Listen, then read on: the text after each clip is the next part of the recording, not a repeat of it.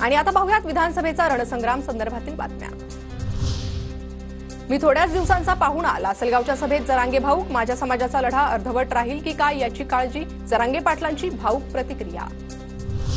हेलिकॉप्टरमध्ये बिघाड झाल्यानं पंकजा मुंडेंना परळीच्या शिरसाळमध्ये सभास्थळी पोहोचता आलं नाही। सभास्थळी पोहोचता न आल्यानं पंकजा मुंडेंची ऑनलाईन सभा।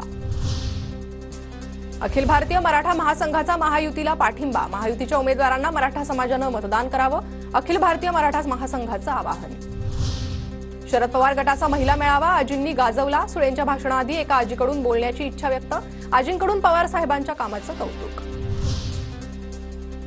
परभणीत प्रकाश आंबेडकरांच्या आज 2 सभा, जिंतूर आणि गंगाखेडमध्ये सभांचं आयोजन। सांगलीतील काँग्रेसच्या बंडखोर जयश्री पाटील यांचं 6 वर्षांसाठी निलंबन, सांगलीत काँग्रेसकडून पृथ्वीराज पाटील यांना उमेदवारी। भोर मतदारसंघात गोपनीयतेचा भंग केल्याचा आरोप, शंकर मांडेकर आणि कुलदीप कोंडेंच्या प्रतिनिधींनी मॅकपोलचे चित्रण करून त्याचं प्रसारण केल्याचा आरोप, भोर पोलीस ठाण्यात गुन्हा दाखल। विजयकुमार गावितांच्या कुटुंबानं खोटं बोलण्यात मोदींना मागे टाकले, केसी पाडवी यांचा हल्लाबोल।